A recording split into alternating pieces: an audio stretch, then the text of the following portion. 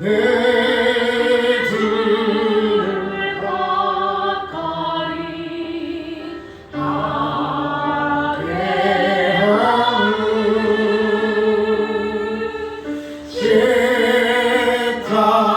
십자가진 같은 곳에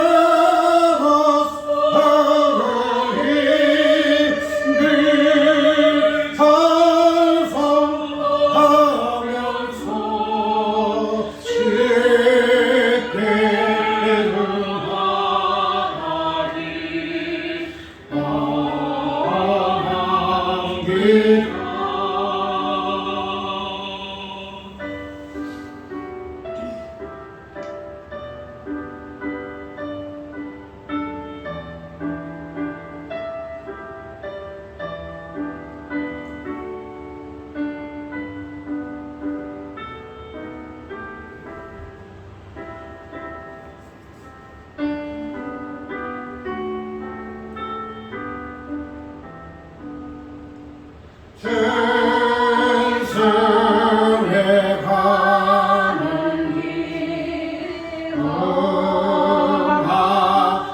응하여도 백년 그대 나니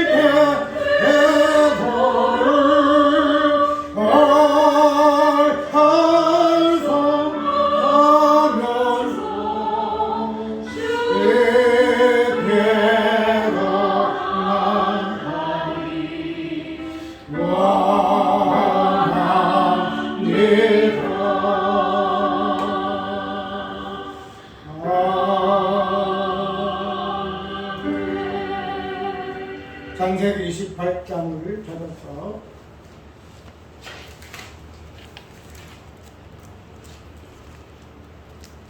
20절부터 22절까지는 간단히 됩니다.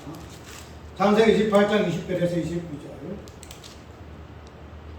야곱이 소원하여 가로되 하나님이 나와 함께 계시사 내가 가는 이 길에서 나를 지켜주시고 먹을 양식과 입을 옷을 주사 나로 평안히 아비 집으로 돌아가게 하시오면 여호와께서 나의 하나님이 되실 것이요 내가 기둥으로 세운 일돌이 하나님의 전이 될 것이요 하나님께서 내게 주신 모든 것에서 10분 1을 내가 반드시 하나님께 드리겠나이다 하였더라. 아멘. 우리가 창세기 28장을 보면은 익숙한 내용들이 많이 나오죠. 특별히 강야기를 행할 때에 야곱이가 잠을 잠으로 인해서 꿈에 사각다리가 내려오는 것을 우리가 잘 알고 있는 내용이에요.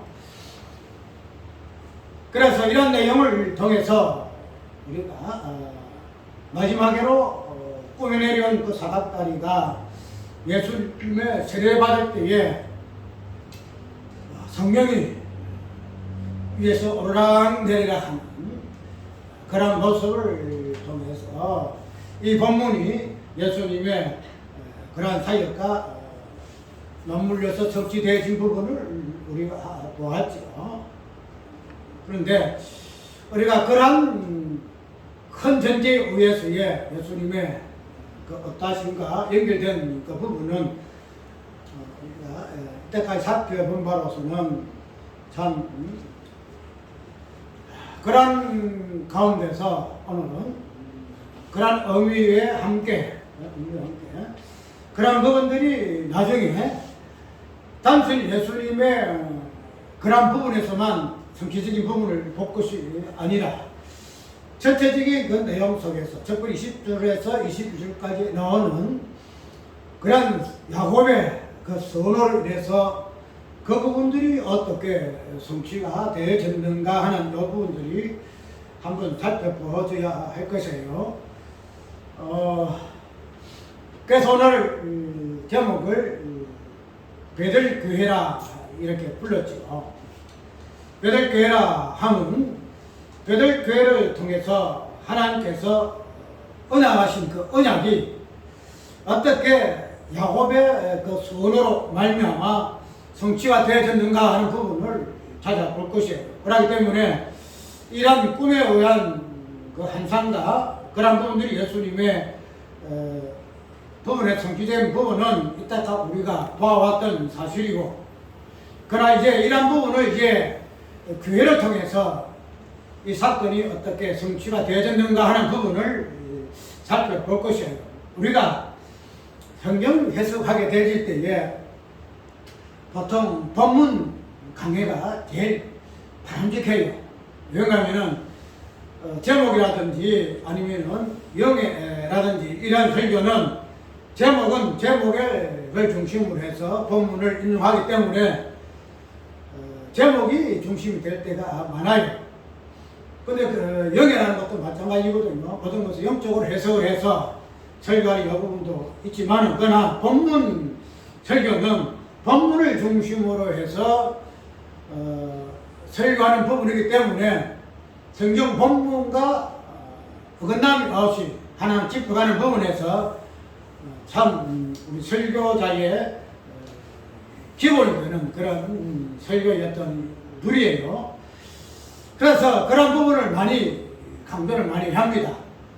그래서 뭐 제목 설교에 여기에서 심상한 사람들은 성경을 공부하기도 좋고, 그 다음에 그 성경 본문과 어긋나지 아니함으로 인해서 본문이 무엇을 의미하는가 하는 부분들이 드러나기 때문에 그 부분들이 굉장히 바람직한 부분이에요. 그런데 하나 단서가 있는데 무엇인가 하면 이 본문을 볼 때에 본문이 말하고자 하는 핵심적인 주제가 무엇인가, 본질이 무엇인가 하는 이 부분을 우리가 먼저 명제에 제일 앞에 세워둬야 한다는 거예요. 이것이 없이 본문하게 되게 되면은 그냥 그때 사항에, 그때 사건에, 그때 내용에, 그때 조건 속에만 해석을 하게 되기 때문에 성경이 말하고자 하는 본질적인 대주제, 예수 그리스도, 있어. 십자가와 부활 이 부분에 대해서는 성경 본문 자체가 다 이야기하고 있지 않거든요. 지금 말하면 우리가 창조라는 그 사건을 통해서도 십자가 부활이 없어요. 그 속에 십자가 부활이 없거든요. 그렇게 되면은 창조라는 요 어떤 사건을 통해서도 본문을 가지고 이리 하더라도 우리가 그 부분에서 본문만 막 중심에서 설교해야 된다 할 것 같으면은 그 본문 설교만 하다 보니까 본문이 말하고자 하는 순무진 그 내용, 그 본질에 대해서는 그냥 본문만 의지하다 보니까 본문이 말하자 하는 그런 부분으로만 넘어갈 때가 많다 이 말이죠.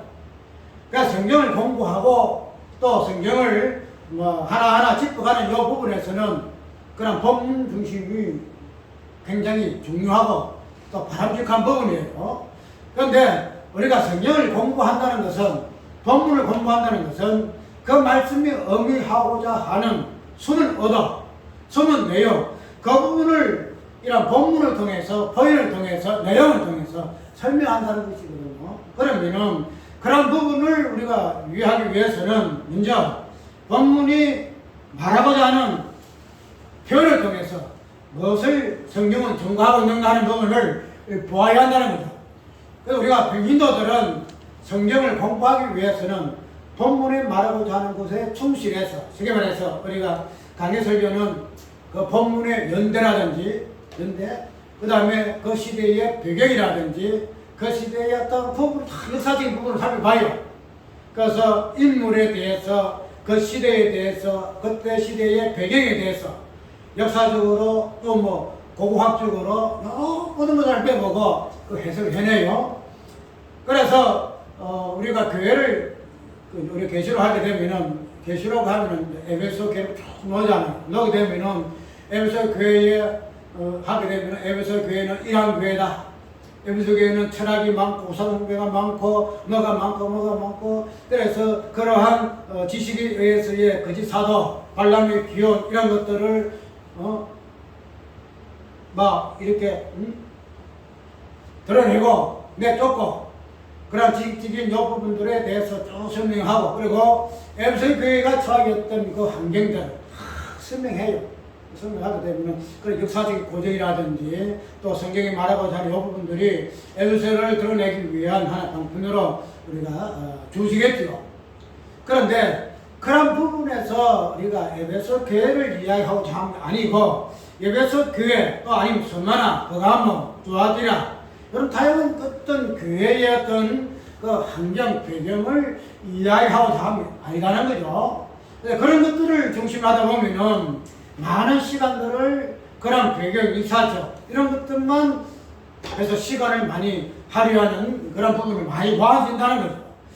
그래서 그런 부분에서 보게 되면은 우리가 뭐 역사적인 배경도 좋고 또 뭐 어떤 다양한 부분을 참고해서 설명한 부분도 좋지만은 그거는 성경을 공부할 때 그렇게 한다는 거죠. 그런데 이제 우리는 지금 목회자 입장에서는 그런 부분은 기본이에요. 왜냐하면 우리가 주석을 보게 되면 다 나오잖아요.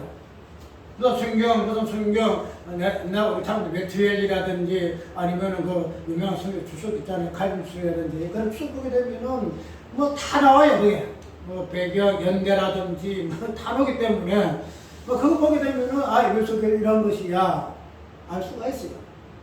그런데 이제 우리는 앞으로 설교자의 입장에서 그리고 성경을 이제 공부하는 입장에서 더 벗어나서 과연 성경이 그러한가 본의적인 의미를 살펴보는 입장에서는 그것은 아주 어린아이 수준이다.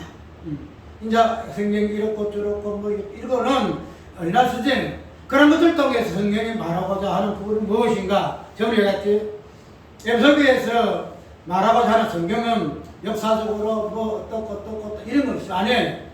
예수님이 책망하신 첫사랑과 첫 회개의 부분에서 왜 에베소 교회가 이 부분을 하나님 예수님을 통해서 책망받았는가?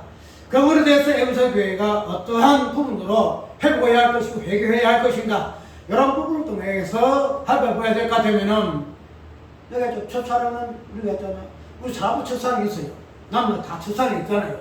그 첫사랑이 있게 되면 우리가 그 첫사랑 그런 사랑이 처음 부분을 이야기하는 것이 아니고 성경에서 말하는 하나님의 사랑은 처음 하나님의 사랑이 어떠한가 부분을 잘 보기 위해서는 그 부분이 하나님의 어떠하신 첫 하나님의 사랑이 나와야 될 것이고 그런 사랑이 행위적인 부분과 연결되질 것 같으면은 우리 여태까지 율법적인 부분에서 행위적인 부분에서 어떻게 갭이 있는가 어떻게 성경 무엇 때문에 성경에서는 행위로 구원받지 못한다 했는데 왜 첫사랑의 관점에서는 첫 행위와 동일한 의미로 표현되고 있는가 하는 부분을 가지고 에베소 교회에 말하고자 하는 첫 행위와 첫 사랑의 그 관계에서 그런 부분에서 예수님이 이것을 아홉순으로 책망하시고 해결지 아니하면 검샷도로 옮긴다고 할 정도로 심하게 책망하셨는가 하는 이런 부분들을 에베소 교회를 통해서 선포해야 한다는 그래서 그 부분에서 하나님의 첫 행위, 하나님의 첫 사랑, 예수 그리스도의 십자가 부활의 첫 사랑과 첫 행위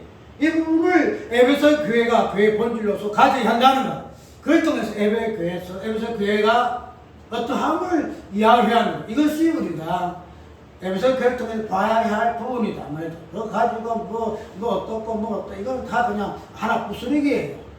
그건 하나의 어떤 다른 부제로서 우리가 공부할 부분이지만은 본질은 에베소 교회 첫사랑 첫행위를 통해서 예수 그리스도의 십자가의 첫사랑과 첫 행위, 하나님의 창조 행위의 첫 행위와 첫 사랑, 그 행위와 사랑이 어떻게 연결되어 있는가 하는 이런 부분들을 깊이 있게 통찰함이 앞으로 우리 목회자의 신학적인 관점에서 신학 공부하는 자 입장에서는 바람직한 것이다.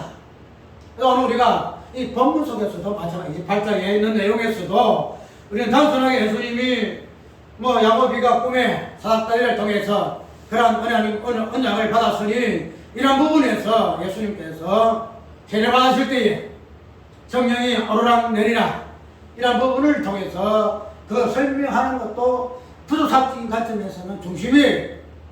그래서 이래 쭉 보게 되면은 그런 부도삭적인 그런 모습들이 쭉 보이는데 꿈에 번져 그 다음에 내 눈 땅이 이런 부분들이 나오게 되면은 우리가 성령이 교회에 임하실 때에 교회는 뭐 한다 그랬죠?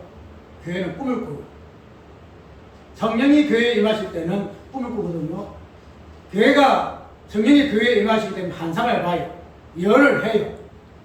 그렇게 되면은 성령이 교회에 임하실 때에 꿈이라는 환상이 이렇게 쭉 나오는데 이런 부분들이 오늘 야곱의 언약 속에서도 드러나는데 그 부분이 어떤 표현이 꿈에 먼저 이루어지잖아요. 단순하게 우리가 이따가 생각하기로는 꿈이라는 것은 야곱이가 그냥 노숙하다가 잠들었다. 잠이 들었으니까 뭐한다? 꿈을 꿀 수밖에 없다. 이렇게 이야기하잖아요. 야곱이가 그냥 잠들었으니까 그 꿈을 통해 꿈꾸기 위해서 하나님이 계시하셨다. 이렇게 하게 되는데 우리가 그 꿈을 연결적인 부분을 볼 것 같으면 우리가 꿈이라는 것은 어떻게 할 때에 현상 같은 현상이에요. 꿈은 잠잘 때 나타난 현상이에요. 그러면은 성경에서 말하는 잠은 뭐냐? 잠은 뭐죠?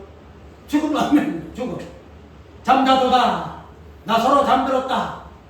그래서 성경에서 말하는 모든 꿈은 잠을 통해서 나타나는 현상이고 그 다음 이 잠은 성경에서는 죽음의 본질을 이야기한다는 그래서 꿈이라는 것은 죽음을 통해서 나타나는 현상이에요.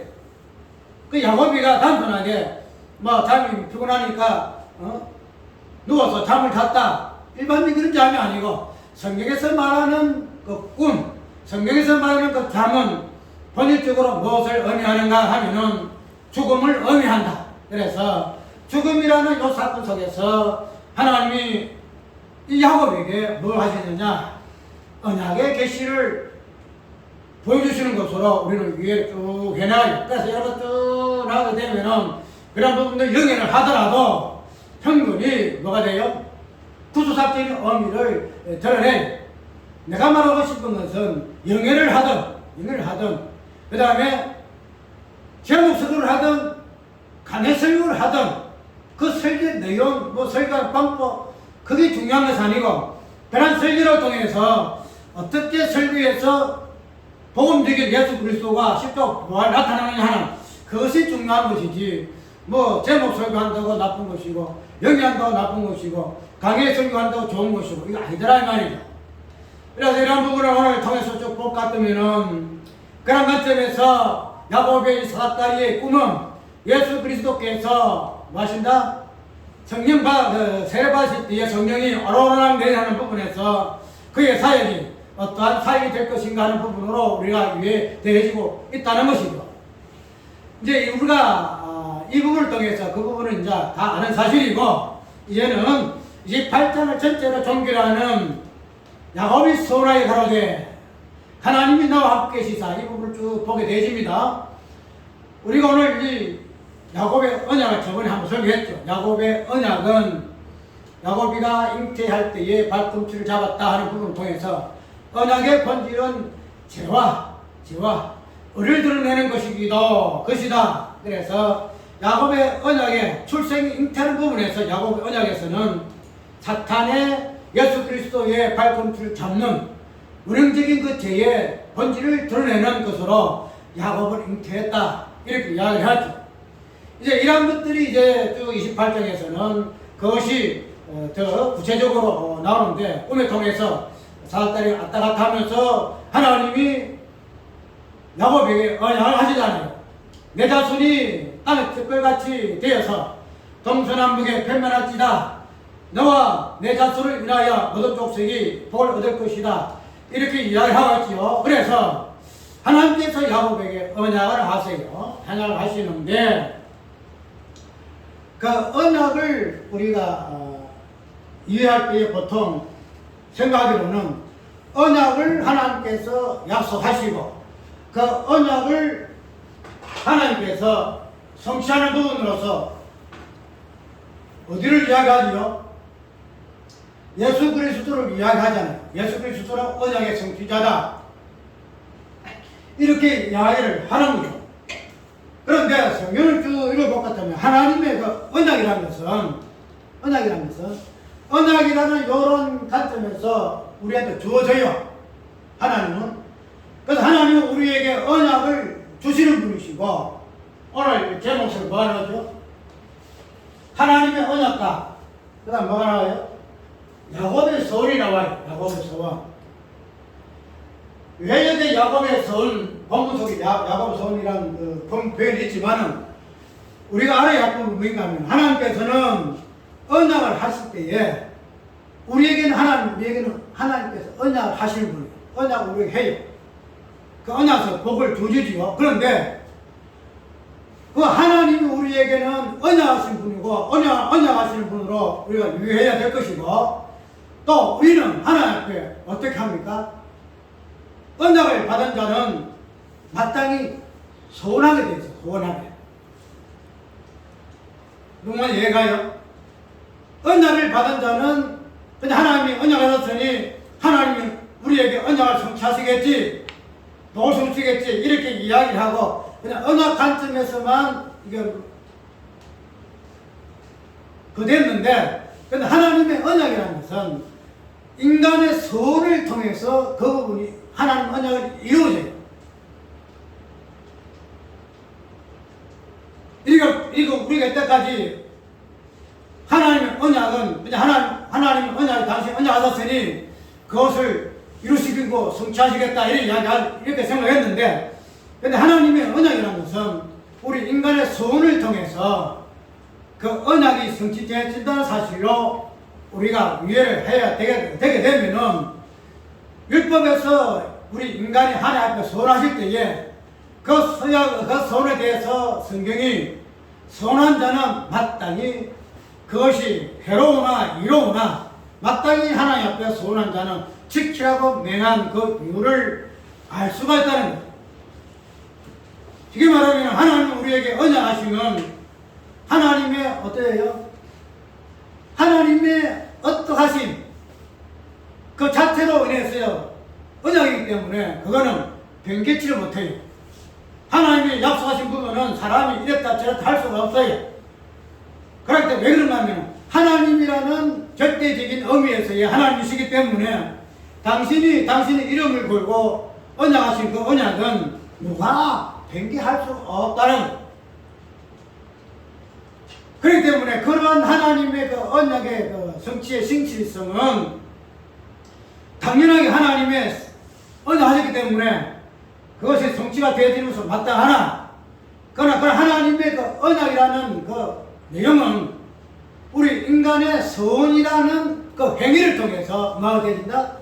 그 하나님의 언약은 성취가 되어진다는 거죠.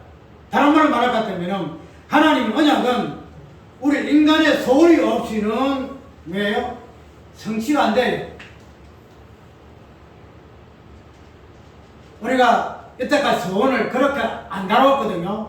왜냐하면 막 구약에 율법에 소원을 한 자는 막 죽으나 사나 꼭 죽게 한다 이렇게 알고 있기 때문에 그런 부분에 율법의 어떤 부분을 보았는데, 근데 오늘 본문상에서 보아질 것 같으면은 하나님이 분명히 야곱에게 언약하죠.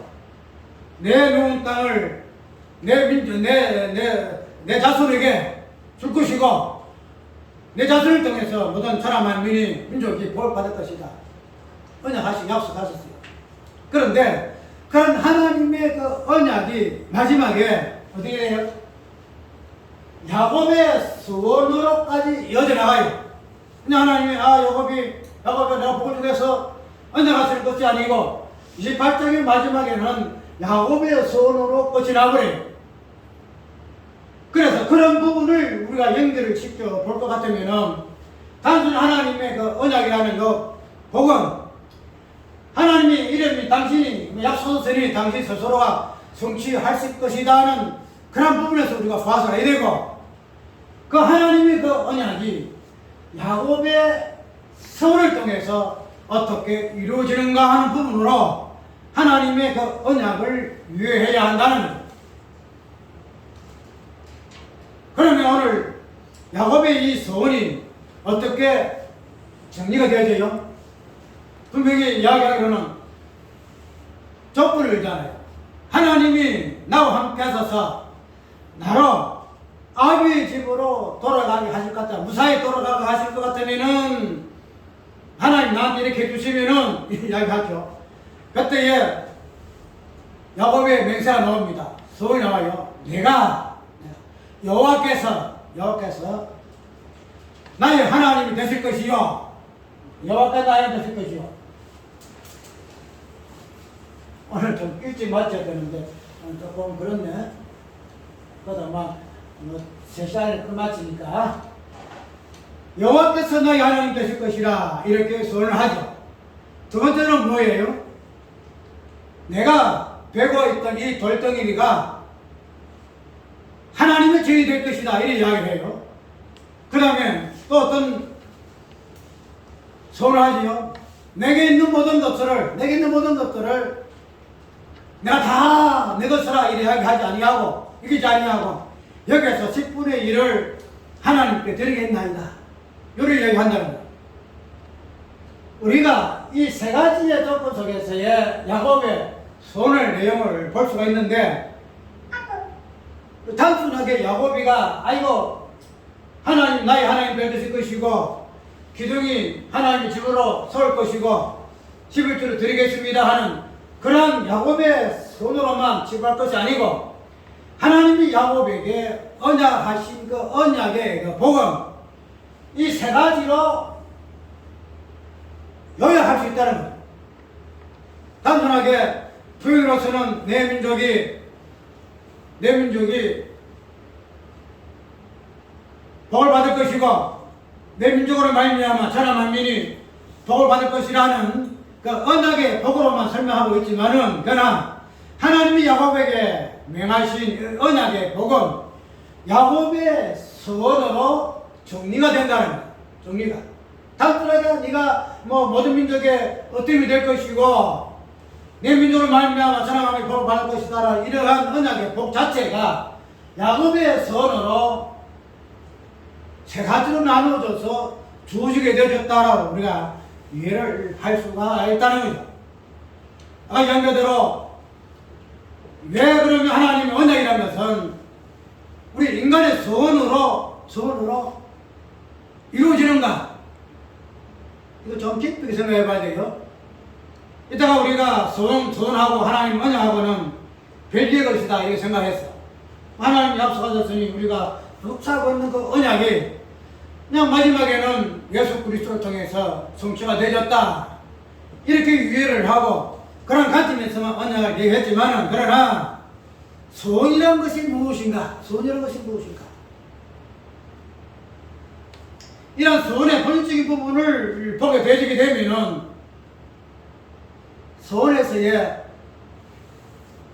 단순한 소원의 어떤 내용이지만은 소원을 하나의 인격적인 존재로 표현하고 있는 개념이 뭐예요? 나시리죠. 나시리라는 개념 자체가 인격적인 소원의 내용이에요. 그 소원의 내용을 사람으로 표현하게 되면 나시린이에요. 그렇게 되면은 어떤 사람 그런 관점에서 아니더라도 우리가 소원을 하게 되면은 하나님 앞에 바탕히 이걸 지켜야 돼요. 그런데 그런 부분에서 우리가 이때까지 소원을 위반했는데, 아까 연계대로 하나님의 언약이라는 것은 인간의 소원이라는 이러한 행위를 통해서 성취가 되지 아니하면 하나님의 언약은 절대로 성취될 수 없다라고 전제할 것 같으면 소원을 해야 했던 많은 사람들의 우리가 소원의 대표적인 입다가 나오잖아요. 입다의 딸이 전쟁에 전쟁하실 때에 입다 딸이 소원하잖아요. 그 소원하게 될 때에 입다가 어떻게 할 수 없이 하잖아요. 그 자세한 내용 안 나오지만은 그러나 율법에서의 소원에는 지키라는 부분이 있기 때문에 입다도 자기네 딸을 어떻게 할 수 있을지 이야기를 해요. 그런데 우리가 다양하게 성경 보게 되면은 소원하는 사람들이 많이 봐요. 소원하는 사람들. 그런 사람 많이 보게 되는데, 그러나 이 소원이라는 이 본질적인 의미는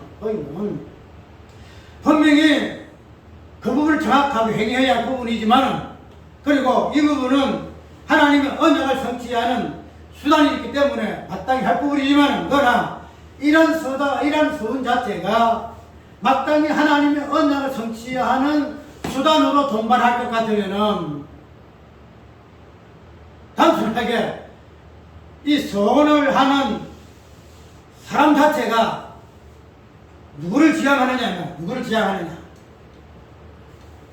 오늘 본문 속에 분명히 야곱이 하나님 앞에 소원을 해요. 나에게 함께 하셔서 아비의 집에 돌아가게 하실 것 같으면은 내가 하나님을 하나님으로 섬길 것이고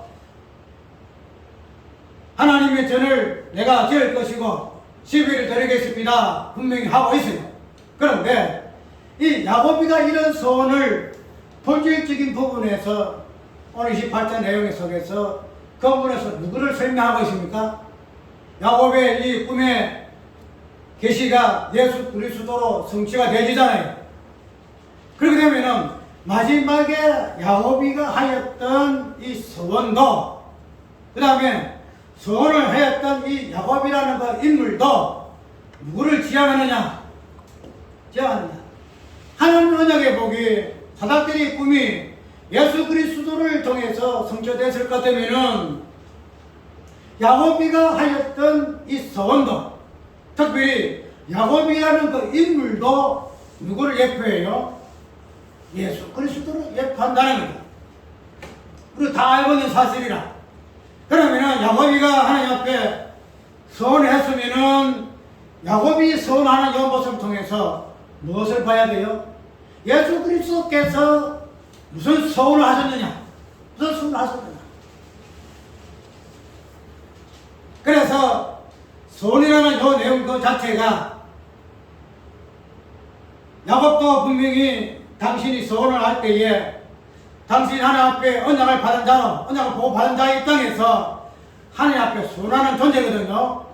그렇게 되면은 야곱의 이 소원 자체도 아까 이야기대로 하나님이 야곱에게 했던 언약의 복을 이렇게 세 가지로 나눴다는 거죠. 조목조목.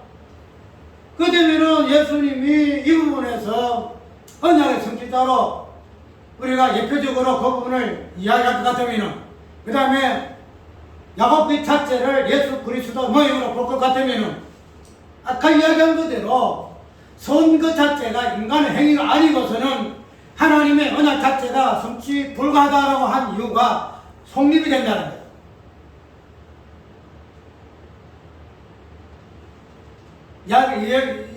이해가 잘 안 돼요? 쉽게 말해서 언약 자체는 다양한 내용들이 있지요. 서원 자체는 우리가 뭐라고 했더나 뭐예요, 사도 바울도 서원하고 모르겠어요. 갱거리에서 뭐 머리 깎는 이런 부분 다양하게 서원이 나와요. 서원 내용들이 나오는데, 그런데 그런 행위들의 본질적인 부분은 뭔가 하면은 하나님의 언약을 담고 있다는 거예요. 하나님의 언약. 그럼 하나님의 언약을 인간이 할 수 있는, 행위할 수 있는 서원이라는 내용으로 하나님 앞에 응답하는 거예요. 말이에요. 이 말에 하나님께서 언약을 우리에게 약속하셨잖아요. 약속하셨죠. 그럼 우리는 그 언약을 받은 자로서, 약속 받은 자로서 우리는 그것을 무엇으로 응답한다? 서원이라는 이러한 내용과 행위를 통해서 내가 하나님 앞에 응답하는 거예요. 약속받음에, 약속하심에 대한 내가 너에게 약속하노라, 내가 너에게 복을 주노라, 그런 부분에서 서원하는 인간의 입장에서는 서원이라는 이 내용을 통해서 하나님 앞에 맹세하고 그것을 응답하는 것으로 우리는 이해해야 한다는 거예요. 이제 예수 그리스도께서 언약의 성취자로서 손으로 하나님 앞에 응답하셨어요. 그래서 당신의 그 죽음이라는 이러한 사건을 통해서도 그는 그 부분을 거부하지 아니하시고 죽음을 하나님 앞에 선하셨기 때문에 예수님 나시린이잖아요. 나시린인데 그 나시린 그 자체가 죽음이잖아요. 죽음인데 그러므로 예수께서 당신이 친히 나시린이 되셔서 하나님 앞에 언약의 성취자로서 선하셔서 그분이 하나님 앞에 그 부분을 온전히 행하시고 성취하셨다는 그 부분으로 우리는 선의 본질적인 의미를 이해해야 한다는 겁니다. 그 단순히 서원은 옛날 구약의 그런 관점에서 율법의 부분에서 그냥 하나님 앞에 했으니까 절대도 해야 한다 하는 그런 부분이 아니고, 그런 서원의 그 절대성은 하나님께서 우리에게 약속하신 언약의 그 절대성과 맞물 수 있다는 거예요. 맞물려 있다는 거예요. 서원은 배제할 수 없는 것이고 하나님의 언약도 하나님의 성취가 불가하게 안 되는 거 아니잖아요. 약속하셨으면 성취되어지는 것이고, 서원했으면은 죽음이 와더라도 그 서원은 이행해야 할 것이고, 그렇기 때문에 언약의 그 성취와 서원의 그 이행은 동일한 관점에 우리가 위해 절대성이다. 그래서 오늘 우리는 이런 부분으로 야곱의 언약의 두진과 그 언약의 그 부분들이 야곱의 서원에서 어떻게 서원되어지고 성취가 되어지는가 부분을 살펴보고, 이제 이런 부분들을 마지막에 야곱이가 세 가지 서원 중에 여호와께서 나의 하나님이 되실 것이요, 이렇게 이야기하죠. 여호와께서 나의 하나님 되실 것이다, 이렇게 이야기하는데, 우리가 여호와라는 이 부분은 단순히 구약점에서 당신의 그 구원이라는 관점 쪽에서 보통 계시하는 그 인물이에요. 그래서 내 이름 여호와로라. 출애굽기 보면은 모세에게 당신의 이름 계시하잖아요. 그래서 구약에서는 특별히 여호와라는 이름이 자주 부른대요.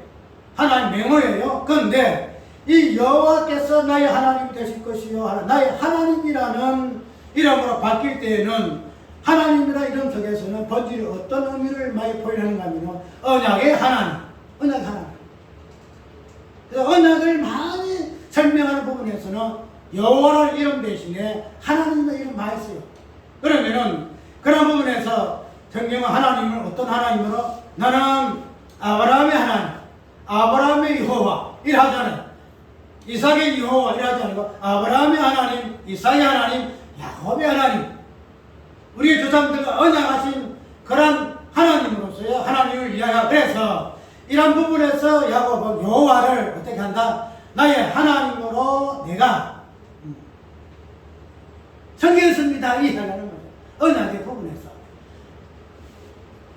그 다음에 내가 머리에 했던 이 돌을, 베개트 돌을 내가 하나님 앞에 세워서 하나님은 저를 세울 것입니다.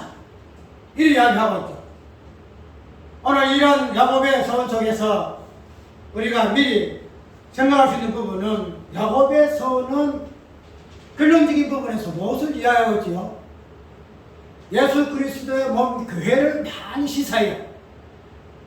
여기 베들이라는 요 이름 자체가 하나님의 집이라는 말이잖아요. 하나님의 집, 하나님의 성전이에요. 즉 교회라 이 말이에요. 그러면은 야곱이가 서원하던 요 모든 부분에서 본질적인 부분은 뭔가 하면은, 야곱의 서원에 앞서가면은 교회다는 거예요. 교회. 내가 하나님 앞에 성전을 세울 것이요, 내가 하나님 앞에 뭐 하겠다, 내 가진 것을 가지고 11일 하나님 드리겠습니다, 이렇게 이야기하잖아요. 그래서 야곱의 서원 중에 본질적인 부분을 우리는 이해할 부분은 뭔가 하면은, 야곱의 서원의 본질은 교회다. 교회 세웁니다. 교회를 통해서 여호와가 하나님 언약의 무리가 되시고 언약의 성취가 되시는 하나님이 온전히 하나님 되심을 이야기하는 것이고, 그 다음에 우리가 돌은 많이 이야기하잖아요. 돌. 이 돌이 어떻게 바뀌어버려요? 하나님이 전으로 바뀌어버려요. 하나님 전으로. 단순하게 야곱이가 잠이 와서 베개했던 그 돌을, 이 돌 자체가 이제는 하나님의 전으로 바뀌어져 버려요. 그 다음에 야곱이가 가지고 있던 자기의 소유가 어떻게 돼요? 11조라는 이런 개념을 가지고 하나님께 바쳐져요. 자기의 소유가 하나님으로 바뀐다는 거죠. 우리가 11조가 뭔가를 우리 알았죠.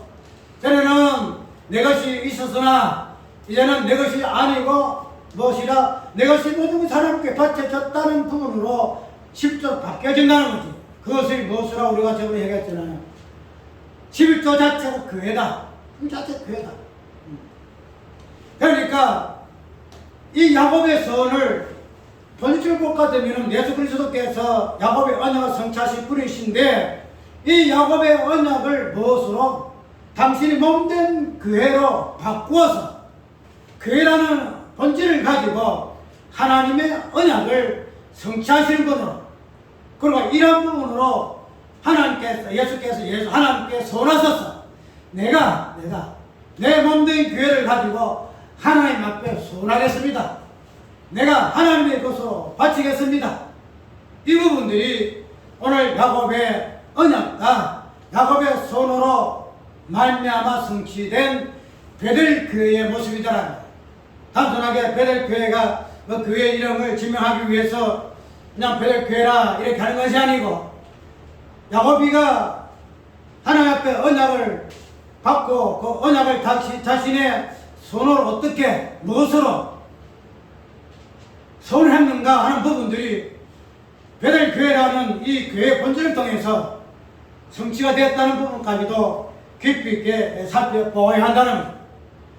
그래서 우리는 예수님께서 당신이 언약의 성취자로 십자가 부활이라는 사건을 통해서 온전히 성취하셨지만은, 이제는 그 영을 교회에 보내셔서 예수 그리스도의 몸된 이 교회를 통해서 뭐 하신다? 하나님의 그 언약을 당신의 선으로 성취하신 분이 그런 성취의 본질로서 몸된 교회를 우리에게 주시고 삼으셨다는 사실로 우리가 유의해야 한다는 거예요. 우리 좋은땅 교회는 주님께서 하나님 앞에 당신이 언약을 받은 자로서, 예수님은 언약의 선교자만 되신 분이 아니에요. 당신이 직접 언약을 받으신 분이에요. 야곱이가 주신 언약은 야곱이가 받은 것이 아니고 예수 그리스도가 받으셨지요. 그 받았기 때문에 이제는 당신이 소원이라는 이러한 행위를 통해서 하나님 앞에 응답하심으로 언약이 성취되심을 우리가 보여지는데, 그런 부분을 이제 교회를 통해서 당신이 온전히 소원을 이루시고 성취하셨다는 사실로 우리 교회의 본질적인 부분을 유의해야 한다는 거예요. 아무튼 우리가 이렇게 모여서 이렇게 하는 것이 교회가 우리 목회하시 뭐 이렇게 하는 것이 아니고, 언약이라는 관점에서 어떻게 소원이 야곱의 언약이라는 그 부분을 통해서 구약 성경에서부터 그 부분이 계시되어지고 있는가, 그 부분이 예수님께서 어떻게 당신이 결론적으로는 교회를 통해서 하나님의 그 언약을 수원이라는 이러한 행위를 통해서 하나님께 받침으로 말미암아 성취가 되게 하시고 이루어지게 하셨는가 하는 부분을 우리가 교회를 봐야 한다는 거죠. 아까 우리가 교회를 단순하게 교회로 보지 않냐 구원이라는 관점을 봤잖아요. 그래서 이 교회라는 것은 주님이 33년 동안 우리에게 보여주셨던 복음의 그 모든 내용을 우리 교회가 담고 있는 거예요. 그래서 우리는 보내심을 받은 자잖아요. 부르심을 받은 자요. 또 사도로 보내심을 받은 자냐. 근데 왜 교회라는 것은 어떤 우리가 이때까지 가지고 있던 그런 개념이 좀 뛰어나서 예수 그리스도의 그 복음의 본질적인 부분을 나 처음부터 끝까지 온전하게 드러내고 증거하고 보여주는 그런 의미에서 교회가 있다는 사실만 우리가 알 것 같으면은 나는 지금이라도 죽었다 깨어나면 뭐 하겠느냐 할 것 같으면은 나는 목회합니다. 나는 목회합니다. 다음에는 조금 준비를 해가지고 참 다양한 많은 사람들에게 복음을 전하는 자로 사역하고 싶지.